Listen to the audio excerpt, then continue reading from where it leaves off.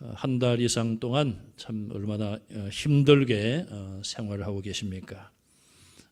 오늘 일부 예배 때 우리 96세 된 우리 김송남 권사님이 한 2달 만에 예배 오셨다가 가셨어요. 우리 권사님들은 그런 말씀을 하시더라고요. 목사님 교회를 못 나니까 막 병이 납니다. 마음의 병이 우울증도 막 생길 것 같고 뭐 연세에 관계없이 모든 성도들이 같은 마음을 가지고 계신 줄 압니다. 그동안도 우리가 잘 인내하고 또 기도하고 잘 해오셨는데 앞으로도 제가 보기에는 뭐 4월 한 달도 우리가 또 조심을 해야 되지 않을까 그런 생각을 가집니다. 사실 뭐 1월, 2월 때만 하더라도 3월 늦어도 3월 말이면 다 해결될 것 같다 그렇게 내다보았습니다. 그러나 상황은 그렇지 못한 것 같고요. 제가 이제 어떤 분이 좀 전문적인 그런 지식을 가진 분이 그런 이야기를 하더라고요.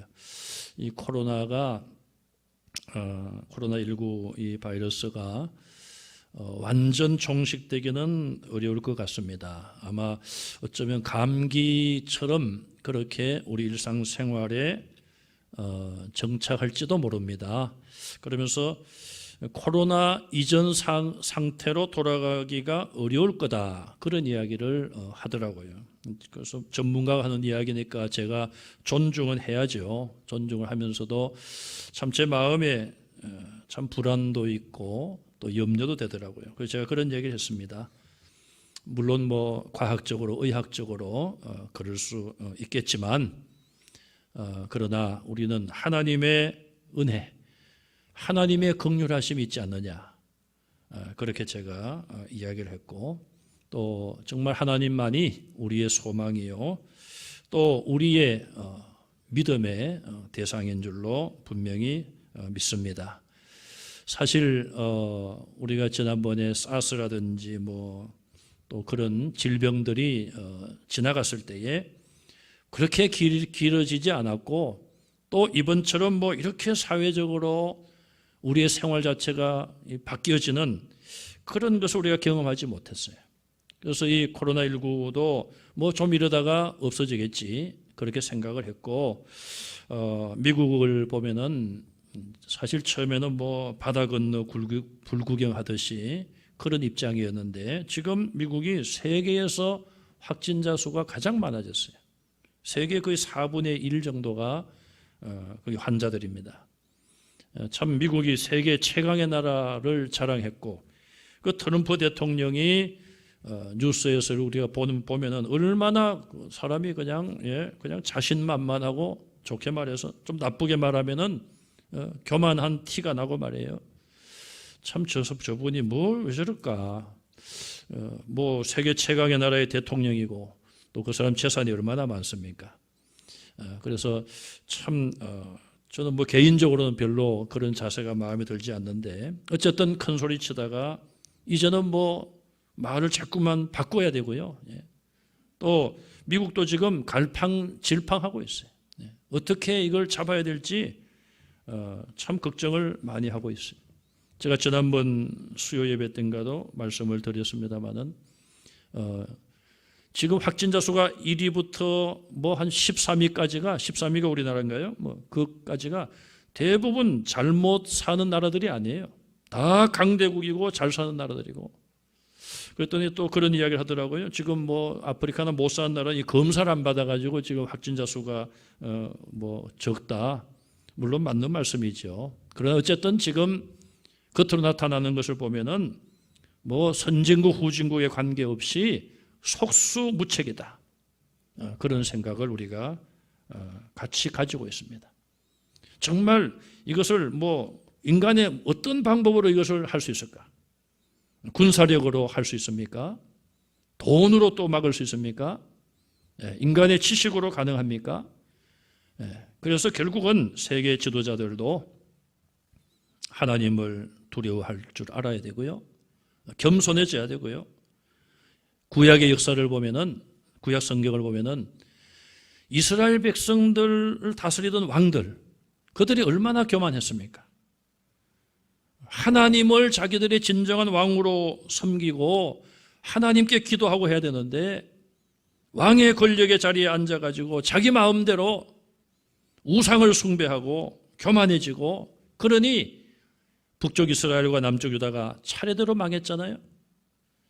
세계의 그런 모든 역사를 보더라도, 패권사를 보더라도 하나님께서 결코 어떤 교만한 그런 지도자들의 그 제국을 오래가게 하지 않습니다.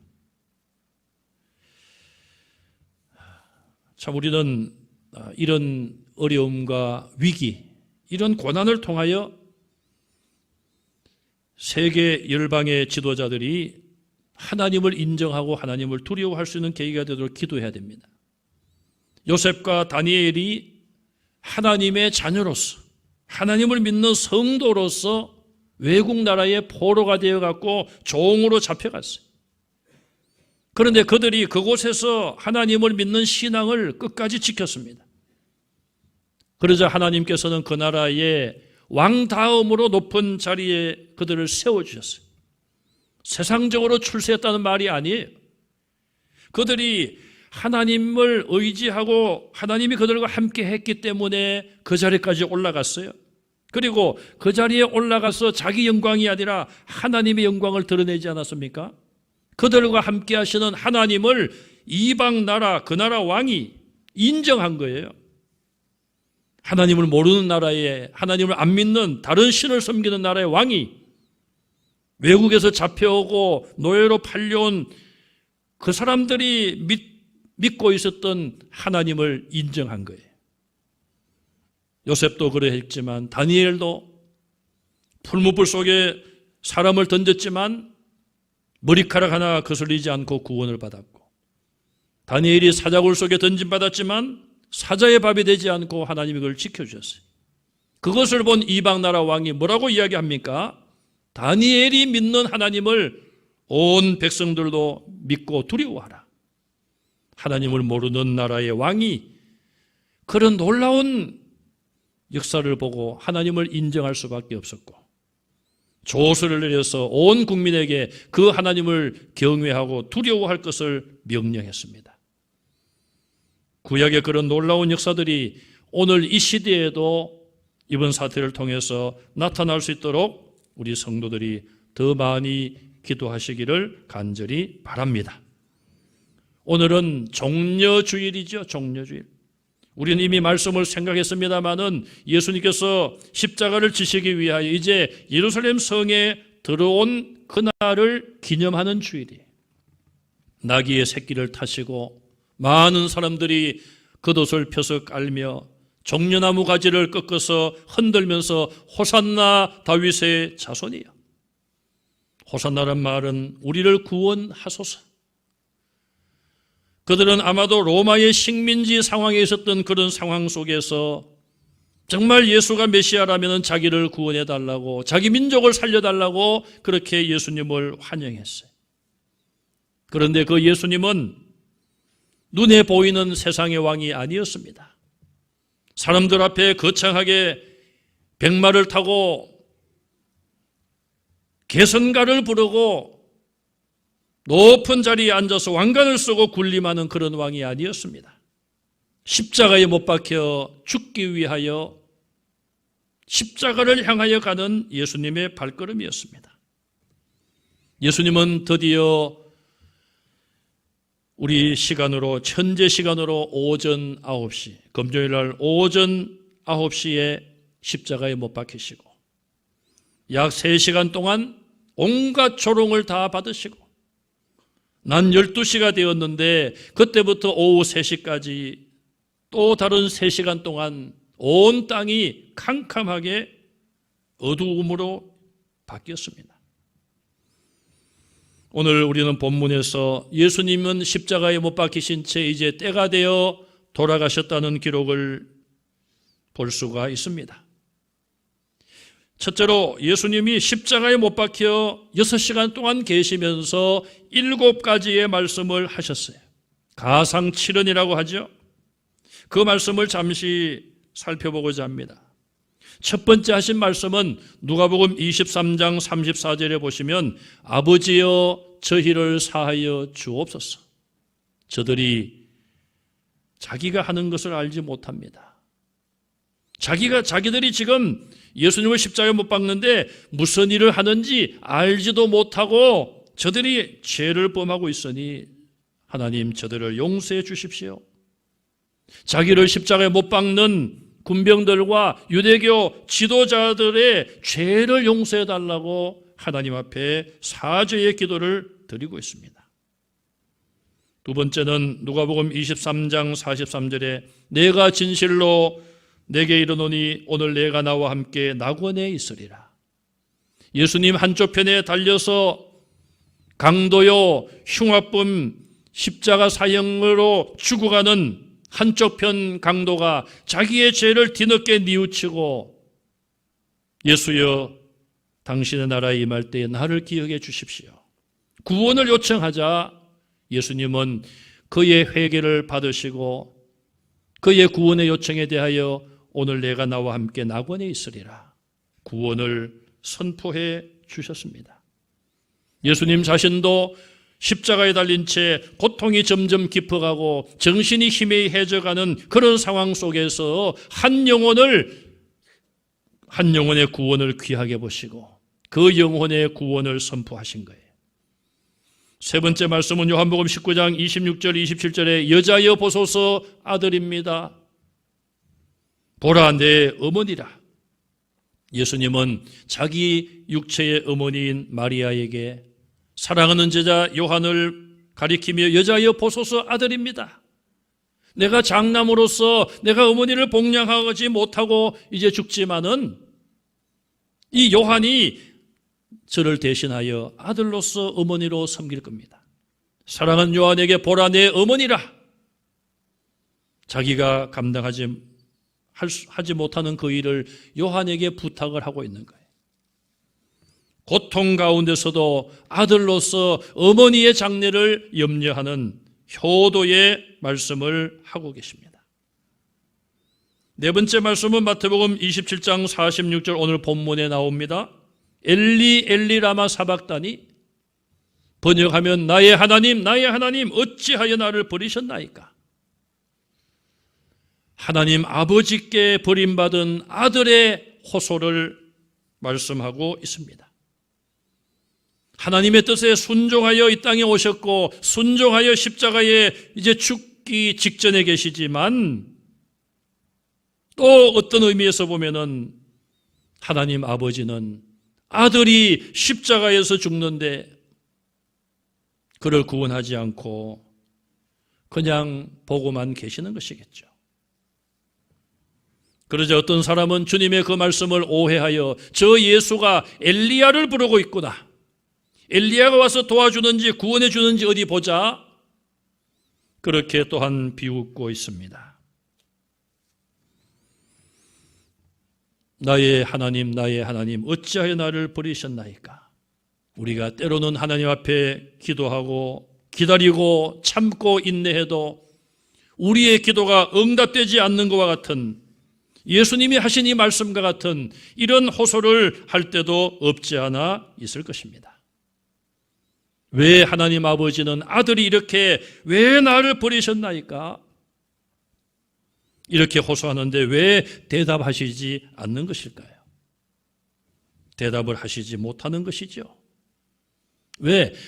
아들이 내가 저 아들을 저런 고통에서 건지면은 많은 죄인들이 구원받을 길이 사라지는데 하나님 아버지는 예수님 아들의 이 말씀을 외면하고 말았습니다. 3시간 동안 어두움이 임했다고 하는데 많은 분들은 그렇게 말을 합니다. 하나님이 차마 보시지 않으려고 어두움을 덮었다. 어두움이 덮였다고 해서 하나님이 어두움 속에서 고통당하는 아들 예수님을 못 보시겠습니까? 상징적으로 그렇게 어두움을 덮으셨다. 그렇게 해석을 하고 있습니다. 5번째는 요한복음 19장 28절에 내가 목마르다. 육체를 가지신 예수님, 육체로 오신 예수님, 피와 땀을 다 쏟으시고 가장 고통스러운 표현이죠. 육체의 고통을 표현하는 가장 고통스러운 표현 중에 하나, 내가 목마르다. 하나님의 아들이셨지만 완전한 인간의 모습으로 이 땅에 오신 예수님을 우리에게 분명히 말씀하고 있습니다. 피와 물이 다 빠지고 뜨거운 태양 아래 이제 죽음을 향하여 얼마 남지 않은 그런 시간에 주님은 내가 목마르다라고 외쳤습니다. 여섯 번째로 요한복음 19장 30절에 다 이루었다고 선언하십니다. 하나님이 맡겨주신 사명을 다 이루신 것입니다. 죄인들이 하나님께로 나갈 수 있는 영원한 길, 그것을 완성하신 것입니다. 누가 다 이루었다고 말할 수가 있겠습니까? 지금 서울과 문산과 서울 고속도로 공사가 한창입니다. 이 코로나19 때문에 지장이 있는지 모르겠습니다만은 언젠가는 이제 멀지 않아 공사가 완공되고 개통되겠죠. 우리가 어떤 이런 일들이 완성된다는 것이 얼마나 참 의미가 있는 것입니까? 제가 신학교 다닐 때에 섬으로 봉사활동을 갔습니다. 완행 열차를 타고 또 배도 완행이 있습니까? 어쨌든 제일 싼 배를 타고 그렇게 섬에 갔어요. 예배당 페인트도 칠하고 또 그 동네에 농사를 짓는데 길이 없어가지고 이렇게 우회해서 돌아가는 그런 불편함이 있어서 봉사대원 한 20명이 그냥 별 장비도 동원하지 못하고 삽, 꽃갱이 이런 걸 가지고 길을 만들었어요. 그 길을 만들어줬더니 참 그 주민들이 좋아하고요. 우리도 보람을 느낀 적이 있습니다.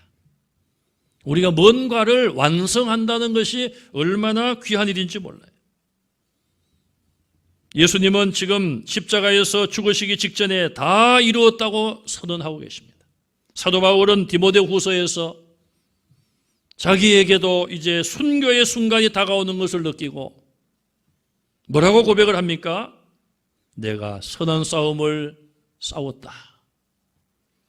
예수님 만난 이후에 영적인 전쟁, 죄와의 전쟁, 사탄과의 전쟁을 싸운 거예요. 나의 달려갈 길을 마쳤다.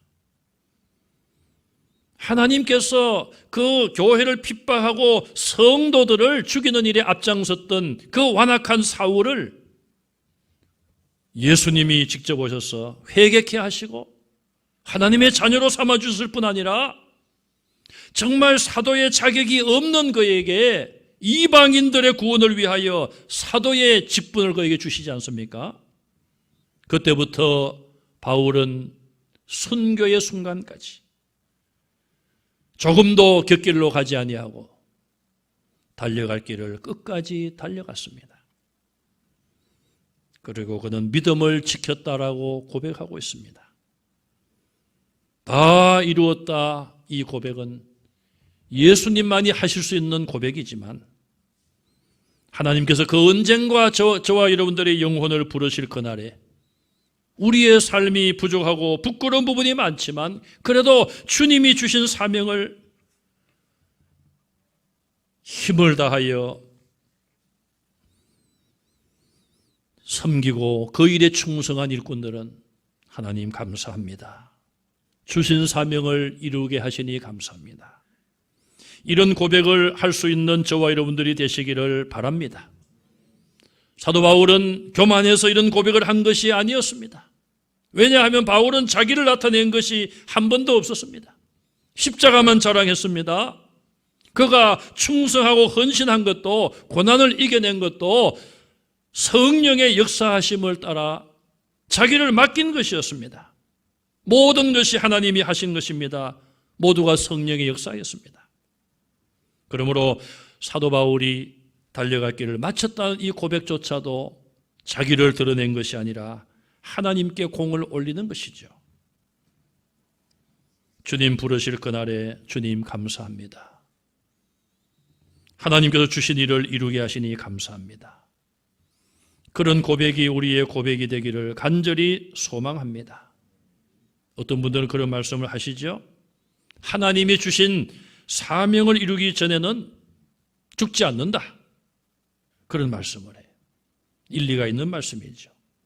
저와 여러분들이 그냥 이 땅에 온 것이 아니라 하나님의 섭리 속에, 하나님의 계획과 또 하나님의 선택 속에 우리가 이 땅에 왔습니다. 그렇다면 우리 한 분 한 분은 소중한 존재요. 또 하나님께서 한 분 한 분을 향한 하나님의 뜻이 있고 목적이 있습니다. 그 목적을 이루어 드리는 저와 여러분들이 되시기를 간절히 바랍니다. 마지막 7번째 하신 말씀은 내 영혼을 아버지 손에 부탁하나이다. 누가복음 23장 46절 말씀이에요. 이제 예수님은 숨을 거두실 마지막 순간이 되었습니다.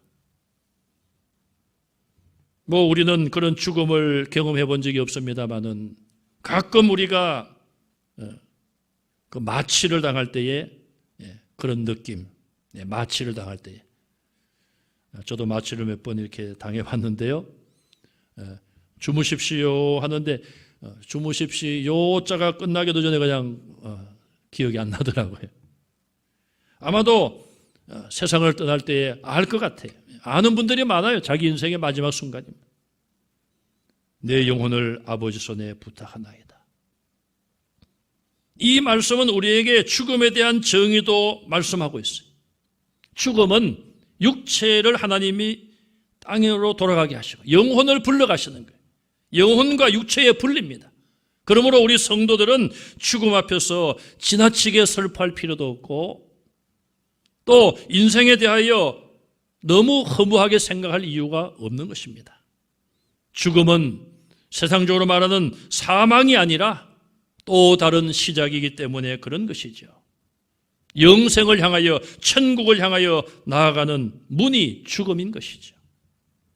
하나님 우리를 부르시면 우리 영혼이 하나님께 안기고 육체는 흙으로 돌아갔다가 예수님 재림하실 그날에 영생할 몸으로 부활하는 것, 이것이 하나님의 약속이요 성경의 교훈입니다. 내 영혼을 아버지 손에 부탁하나이다. 이 말씀을 마지막 남기시고 예수님은 영혼이 떠나가셔서 사람들이 말하는 죽음의 상태에 들어가셨습니다. 우리는 예수님께서 6시간 동안 십자가에서 온갖 고통과 온갖 조롱을 다 받으시면서도 남기신 7마디의 말씀을 새겨보면서 다른 사람이 나를 찌르고 나를 공격할 때에 나는 그 사람을 위하여 기도한 적이 있는가? 죽음과 고통이 내게 엄습해 오는데도 다른 사람을 위하여 기도한 적이 있는가? 또 주님이 주신 사명을 이루었다고 고백할 수가 있을까요? 두 번째로 예수님의 십자가의 죽음이 주는 의미를 몇 가지 찾아보고자 합니다. 예수님의 대적들은 아무것도 모른 채 예수님을 조롱하며 그들의 말과 행동을 보면 정말 예수님에게 무례하게 대했습니다. 그러나 그들은 모르고 그런 일을 했지만 역설적으로 그들의 그런 모든 잘못된 행위와 조롱은 오히려 예수님의 십자가의 죽음의 의미를 분명하게 증거해 주고 있습니다. 첫째는 예수님께서 만왕의 왕이심을 분명히 증거하고 있습니다. 예수님을 유대인의 왕으로 반역죄로 그들은 몰아붙였고 거짓된 행동과 말로 예수님을 조롱했습니다. 거짓 신하로 그 앞에 무릎을 꿇고 가시관을 씌우고 옷을 벗기고 왕이 입던 빨간 옷을 입히고 별 말과 별 행동을 다 했습니다. 세상의 왕들은 자기의 권력을 유지하려고 하고 자기 권력을 키우는 것이 대부분 세상의 왕들, 세상 지도자들의 목적입니다. 그러나 그런 절대적인 권력과 힘이 과연 진정한 승리를 가져다 주는 것은 아닙니다. 앞서도 말씀드린 것처럼 세계의 모든 권력은 지금까지도 바뀌어 왔습니다. 아수르 제국에서 바벨론 제국으로, 또 바사 메데 페르시아 제국으로, 그 이후에는 로마 제국, 스페인 제국, 대영 제국. 하나님께서는 어느 특정 나라에 대하여 절대적인 권력을 그렇게 오랫동안 허용하신 적이 없습니다.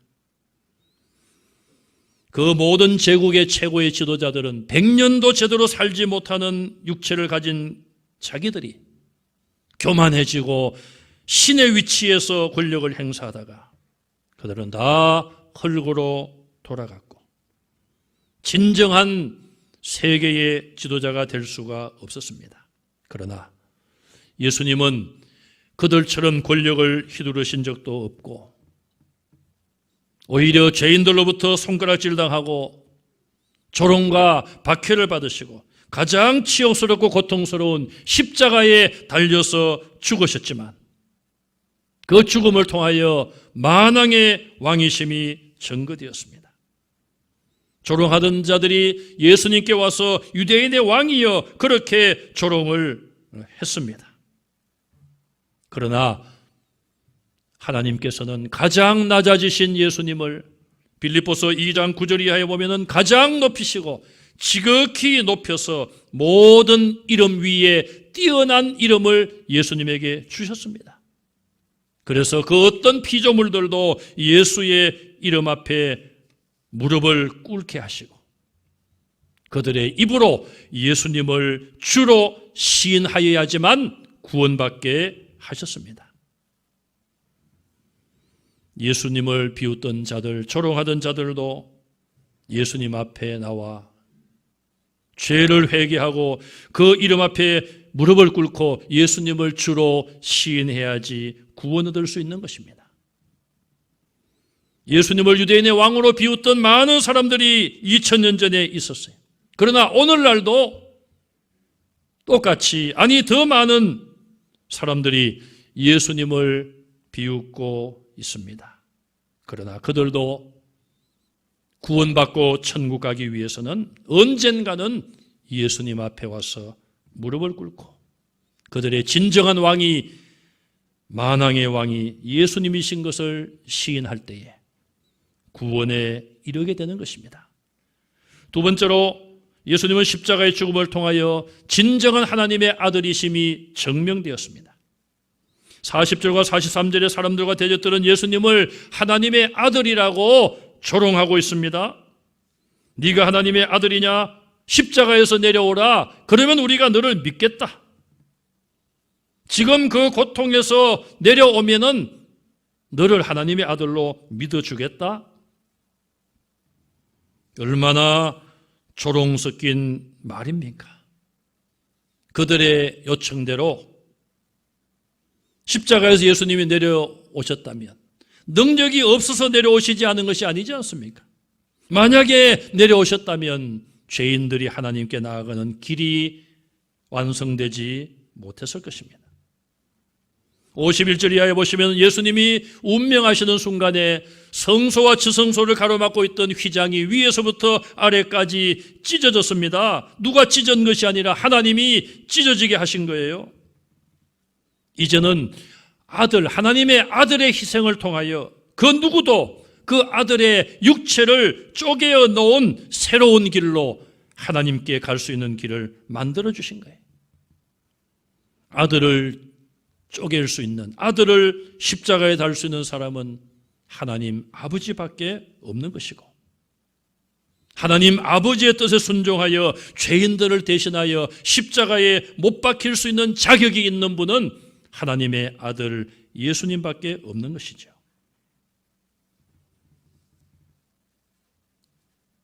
성소의 휘장이 찢어졌을 뿐 아니라 바위가 터지고 땅이 진동했습니다. 지진이 일어났습니다. 무덤이 열려서 많은 성도들이 잠에서, 육체의 잠에서, 죽음에서 깨어났다고 해요. 부활했다는 거예요, 일시적으로. 이 모든 일들을 본 백부장과 예수님을 지키던 자들이 그 모든 것을 보고 얼마나 충격을 받고 얼마나 두려웠겠습니까? 이는 진실로 하나님의 아들이었도다. 많은 사람들은 예수님을 하나님의 아들로 네가 하나님의 아들이면 내려오라 그렇게 조롱하고 비웃었지만 이런 놀라운 사건들이 벌어지는 그런 가운데서 소수의 사람들은 이 사람은 정녕 하나님의 아들이었도다 입으로 시인하게 된 것이죠. 세 번째로 예수님의 십자가의 죽음은 예수님만이 우리 믿음의 대상인 것을 증명해 주고 있습니다. 조롱하던 자들은 42절에 하나님의 아들이거든 십자가에서 내려오라 그러면 우리가 너를 믿어주겠다. 그들의 믿음의 전제, 믿음의 조건이 무엇입니까? 예수님을 그냥 십자가에 못 박혀 우리를 대신해 죽는 그 예수님을 구주로 믿는 것이 아니라 그런 상황 속에서 뛰어내려오면은 믿겠다는 하나의 조건이었습니다. 예수님은 그들의 모든 요구를 물리치시고 그들의 유혹을 물리치시고 끝까지 죽음을 받아들임으로써 짐승의 피에 의지하여 죄는 사람이 짓고 짐승을 죽여 그 피를 의지하여 하나님께 나아가던 불쌍한 죄인들이 이제는 하나님의 아들이 우리를 대신하여 희생당하심으로 그를 믿는 자는 누구든지 구원을 얻게 하시고 멸망치 않고 영생을 얻게 하시며 주 예수를 믿어라 그리하면 너와 내 집이 구원을 얻으리라. 다른 이름으로 구원 얻을 수 없나니 하나님께서 우리에게 다른 이름을 주신 적이 없다고 했어요. 다른 이름은 없습니다.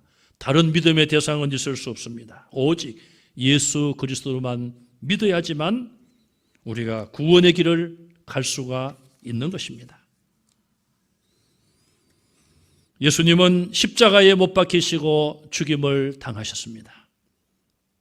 창조주이시고 생명의 주인이시고 우리를 만드시고 우리에게 생명을 주신 그 예수님이 죄인들의 손에 의하여 피조물에 의하여 생명의 창조주께서 죽임을 당하셨습니다. 그러나 그것으로 끝난 것이 아니라 부활의 영광이 기다리고 있었습니다. 십자가의 고난 이후에는 부활의 영광이 있는 거예요. 부활의 영광은 십자가의 고난이 없이는 있을 수가 없는 것입니다. 예수님의 십자가의 죽음과 이 모든 사건은 유대교 지도자들과 로마의 군병들에 의해서 주관되고 진행된 것 같지만 실제로는 하나님 아버지와 그의 아들 예수님이 주도하시고 주관하신 것이 예수님의 십자가의 죽음이었습니다. 하나님도 예수님도 능력이 없어서 죄인들의 손에 아들이 자신이 그렇게 죽임당한 것이 아니었습니다. 코로나19로 인한 큰 고통을 우리 모두는 겪고 있습니다. 우리는 이런 고통 속에서 우리가 지금까지 한 달 전, 두 달 전까지 우리가 살았던 그 삶이 얼마나 귀하고 얼마나 감사한지를 새삼 깨닫게 되었습니다. 많은 분들이 이 마스크만 좀 없어도 살 것 같다. 얼마나 이 마스크를 쓰고 숨쉬기도 힘든데 찬송도 불러야 되고. 참으로 힘든 상황 속에 우리가 있습니다. 그러나 죄 없으시면서도 나를 위하여 십자가에서 6시간 온갖 고통과 조롱을 다 당하시고 끝까지 인내하시고 부활 승리하신 예수님, 그 예수님을 바라보시고 그 예수님만이 진정한 우리의 왕이시여 하나님의 아들이시여 예수 이름 외에는 구원 얻을 수 없다는 예수님만이 우리의 믿음의 대상인 것을 기억하시고 끝까지 믿음으로 이겨내시는 우리 모든 성도들이 되시기를 주님의 이름으로 축원합니다. 아멘.